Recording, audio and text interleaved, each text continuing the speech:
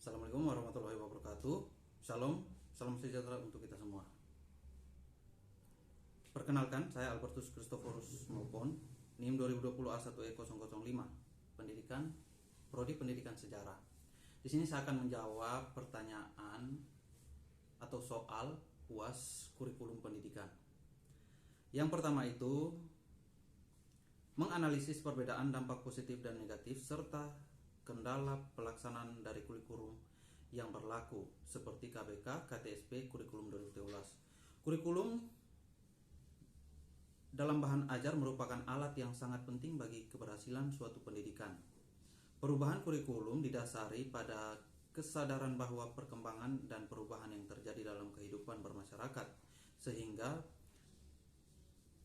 berbangsa dan bernegara di Indonesia tidak lepas dari pengaruh perubahan global, perkembangan ilmu pengetahuan dan teknologi serta seni dan budaya. Selain itu, reformasi kurikulum pendidikan yang sudah diadakan pembaruan ditinjau dari kurikulum 1975, 1984, 1994, 2004 atau KBK dan 2006. Adapun KTSP dan 2013 juga tidak membawa dampak positif terhadap perkembangan mutu di dunia pendidikan. Sehingga sampai saat ini pun mutu pendidikan kita masih rendah. Peran pengembang kurikulum menjadi sangat penting bagi dunia pendidikan untuk mencapai proses dan hasil belajar yang lebih baik. Artikel ini tidak hendak mendeskripsikan dengan lebih terinci bagaimanakah kebijakan kurikulum, perubahan kurikulum, permasalahan perubahan kurikulum, dampak dan perubahan kurikulum terhadap pembelajaran di sekolah. Berikutnya, apa itu KBK? Kurikulum berbasis komputer atau kurikulum 2004 adalah kurikulum dalam dunia pendidikan di Indonesia yang mulai diterapkan sejak tahun 2004. Walau sudah ada sekolah yang mulai menggunakan kurikulum ini sejak sebelum diterapkannya. Kemudian kurikulum 2013 adalah kurikulum yang berlaku dalam sistem pendidikan Indonesia. Kurikulum ini merupakan kurikulum tetap diterapkan oleh pemerintah untuk menggantikan kurikulum 2006 atau yang sering disebut sebagai kurikulum tingkat satuan pendidikan yang telah berlaku selama kurang lebih 6 tahun. Kurikulum 2013 masuk dalam masa percobaan pada tahun 2013 dengan menjadikan beberapa sekolah menjadi sekolah rintisan. Dampak positif dan negatif dari KBK. Sistem dan mutu pendidikan di negara kita masih tertinggal jauh dibanding negara-negara lain karena masih banyaknya masalah dalam dunia pendidikan kita yang kita hadapi. Dalam pihak pemerintah sendiri tidak segera membenahi kondisi pendidikan yang ada di Indonesia. Di samping itu, reformasi kurikulum pendidikan yang sudah diadakan pembaharuan juga kurang membawa dampak positif terhadap perkembangan mutu di dunia pendidikan. Sehingga sampai saat ini pun mutu pendidikan kita masih rendah. Ditinjau dari kurikulum 1975, 1984, 1994 masih memfokuskan padatnya bahan ajar yang harus dikuasai oleh setiap siswa atau anak didik sehingga beban belajar siswa menjadi sangat berat. Dengan pembaharuan kurikulum tahun 2004 atau KBK, walaupun sudah ada pengaruh pengurangan bahan ajar, tetapi kesempatan dari peran orang tua juga masih belum berfungsi penuh terhadap proses pembelajaran di masing-masing tingkat satuan pendidikan dasar dan menengah sehingga pengaruh terhadap mutu pendidikan belum terpenuhi. Prinsip dasar KTSP adalah pada pengetahuan yang belum sempurna sehingga harus disempurnakan melalui proses pencairan, penemuan, dan eksperimentasi sesuai dengan konteks, ruang, dan waktu. Muatan KTSP meliputi beberapa mata pelajaran yang merupakan beban belajar bagi peserta didik pada satuan pendidikan. Selain itu, muatan lokal dan pengembangan diri masih dalam isi kurikulum. Dengan KTSP pun ternyata belum bisa mengubah mutu pendidikan kita, sehingga dapat dikatakan dengan diadakannya pembaharuan kurikulum pun mutu pendidikan kita masih memprihatinkan, atau dapat dikatakan peranan reformasi kurikulum pendidikan belum banyak membawa dampak terhadap peningkatan mutu pendidikan. Kehadirannya kurikulum 2013 diharapkan mampu melengkapi kurikulum-kurikulum yang ada pada kurikulum sebelumnya. Kurikulum 2013 disusun dengan mengembangkan dan memperkuat sikap pengetahuan dan keterampilan secara berimbang. Penekanan pembelajaran diarahkan pada penguasaan pengetahuan dan keterampilan yang tepat, mengembangkan sikap spiritual dan sosial sesuai dengan karakteristik pendidikan agama Islam, dan budi pekerti diharapkan akan menumbuhkan budaya keagamaan atau religius kultur di sekolah. Yang berikutnya, nomor 2. Apakah setiap kurikulum yang berlaku harus diterapkan oleh sekolah? Kenapa demikian? Jadi baik, saya akan menjawab. Sebaiknya pemerintah tidak banyak melakukan perubahan kurikulum dari pihak banyak. Melakukan perubahan kurikulum lebih baik kompetensi guru yang diperkuat, karena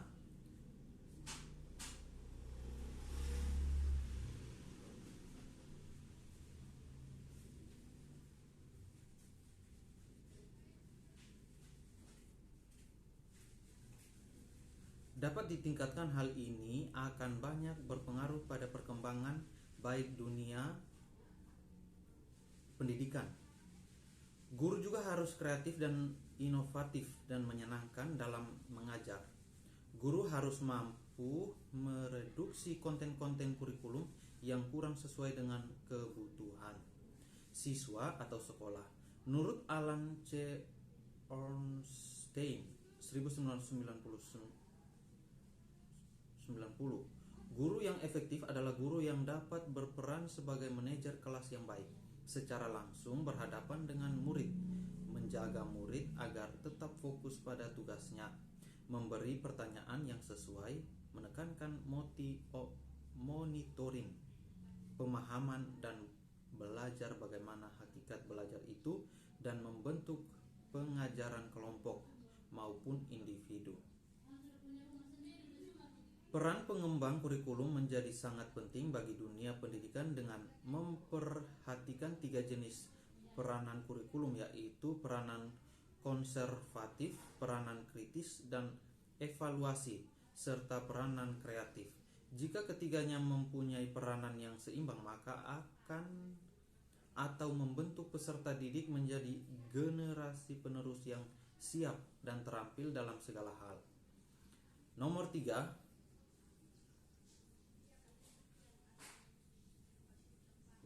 yaitu pergantian pelaksanaan kurikulum 2013 dengan kurikulum 2013 yang direvisi. Ini hanya sebentar, jelaskan apa penjelasannya. Jadi pada tahun 2013 lalu, pemerintah Republik Indonesia melalui Kementerian Pendidikan dan Kebudayaan telah menetapkan kurikulum 2013 sebagai standar acuan dalam menyelenggarakan pendidikan di sekolah. Tentu diberlakukannya kurikulum 2013 akan mengganti kurikulum yang lama, yaitu kurikulum tingkat satuan pendidikan yang sudah diberlakukan di Indonesia mulai dari tahun 2006 sampai 2012. Akibat dari diberlakukannya kurikulum 2013 sebagai acuan penyelenggaraan pendidikan di Indonesia, maka timbul banyak polemik yang menentang diberlakukannya kurikulum 2013. Terutama dari guru TIK, karena pada kurikulum 2013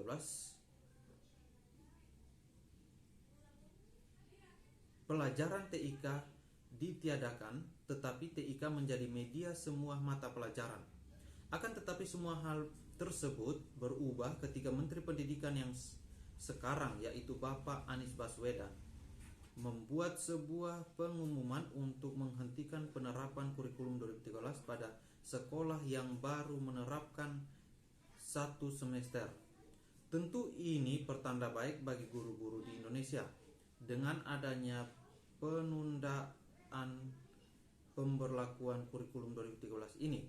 Bagaimana tidak, implementasi kurikulum 2013 terkesan mendadak dan membuat berbagai pihak, khususnya guru sebagai pendidik, mendapat pemberitahuan mengenai implementasi kurikulum 2013. Apakah semua guru memiliki kapasitas yang cukup untuk mampu meningkatkan kualitas pendidikan? Inilah yang menjadi masalah besar dalam dunia pendidikan. Di samping itu, ada beberapa substansi isi dari kurikulum 2013 yang menurut saya tidak cocok untuk diterapkan di Indonesia. Beberapa substansi ini kurikulum 2013 yang perlu diadakan pembenahan adalah sebagai berikut. Pertama, dari sisi substansi teori taksonomi ternyata kurang pas, yaitu pada ranah keterampilan. Menurut standar proses dan standar penilaian yang baru atau 2013 serta Permendikbud nomor 103 tahun 2014 tentang proses pembelajaran, keterampilan hanya mencantumkan keterampilan berpikir atau keterampilan abstrak yang mengacu pada buku Dyers. Padahal untuk keterampilan harusnya juga melingkupi keterampilan konkret. Hal ini baru terkomodasi di Permendikbud nomor 104 tentang penilaian hasil belajar pendidikan dasar dan menengah, di mana dicantumkan dua jenis keterampilan ini, yaitu keterampilan abstrak dan konkret. Dengan demikian, Permendikbud tentang standar proses, standar penilaian, dan Permendikbud nomor 103 tentang pembelajaran perlu direvisi.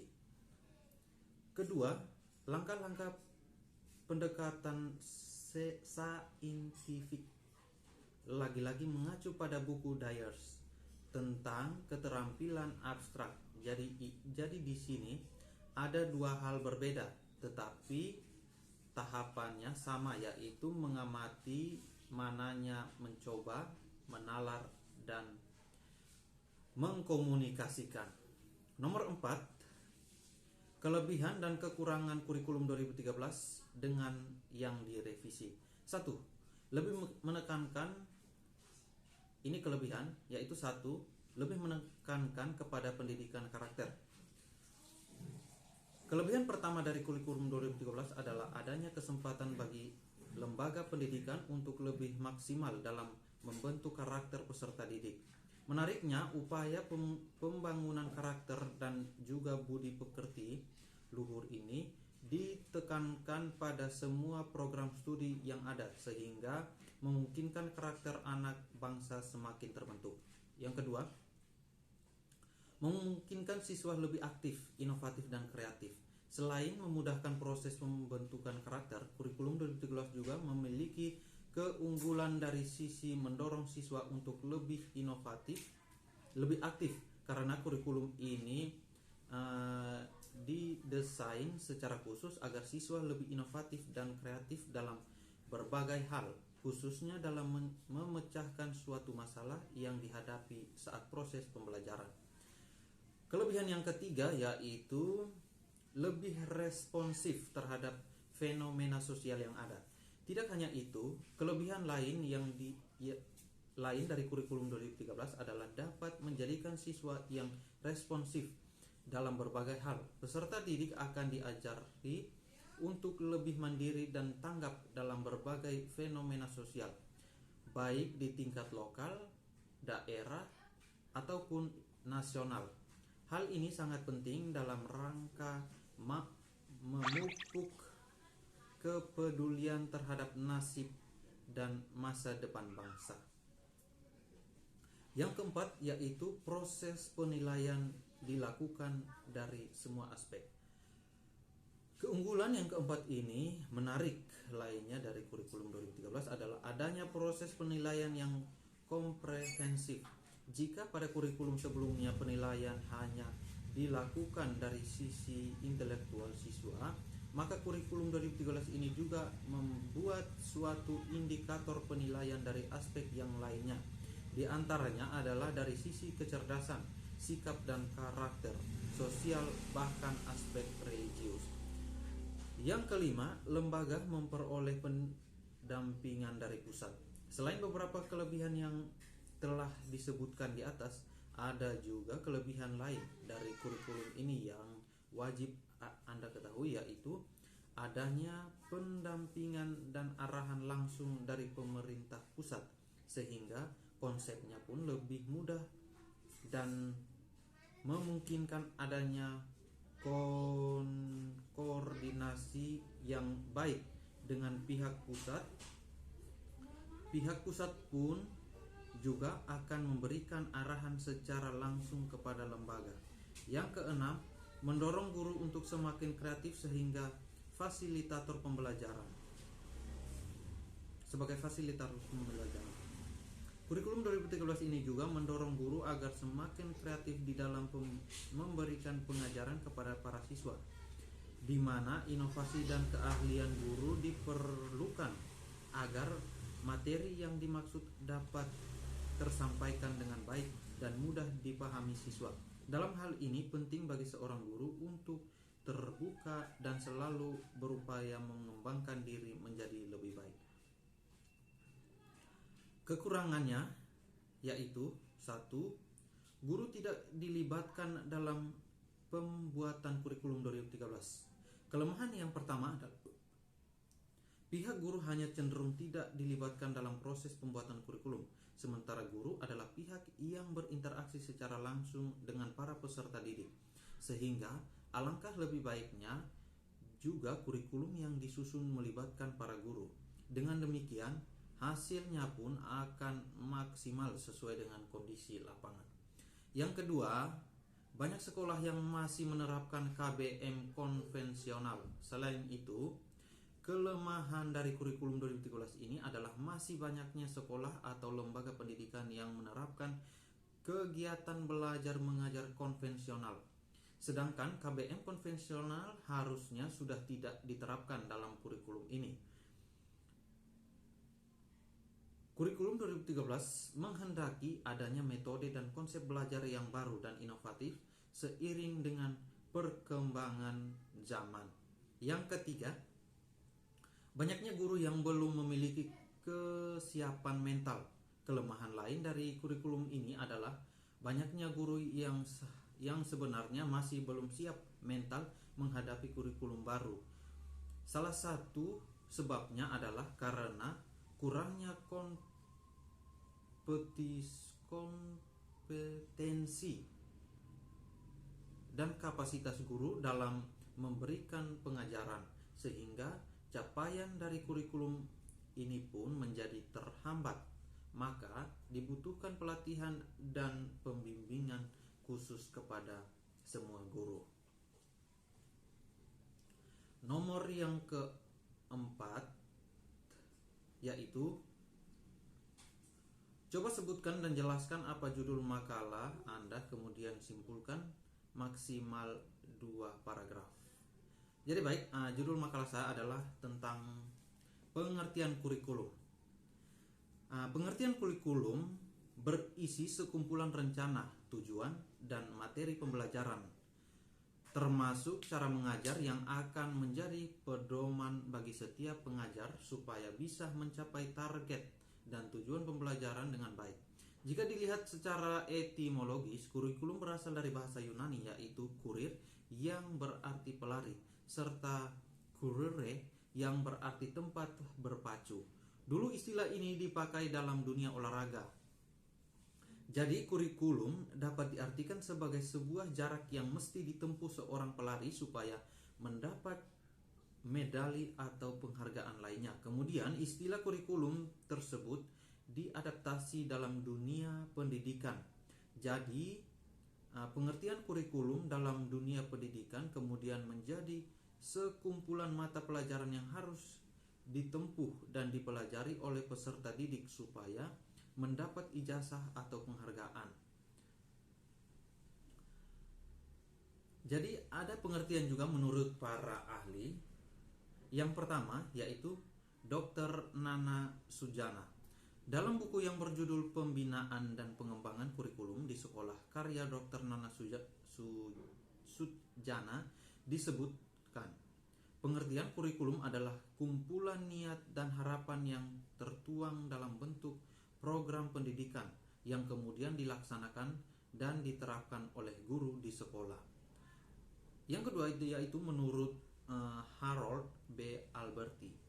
Harold menyatakan bahwa kurikulum merupakan semua kegiatan yang diberikan kepada peserta didik atas tanggung jawab sekolah. Kurikulum ini tak hanya terbatas pada segala hal di dalam kelas saja, melainkan juga semua kegiatan di luar sekolah. Kesimpulan dari makalah saya ini adalah kurikulum merupakan salah satu komponen terpenting dalam dunia pendidikan. Dikutip dari masalah yang sudah kami bahas, baik dari pengertian kurikulum itu sendiri, menurut para ahli, fungsi perkembangan dan komponen-komponennya, kurikulum merupakan dasar dari perencanaan pembelajaran yang mengatur sistem pendidikan baik di lingkungan sekolah maupun di luar sekolah. Kurikulum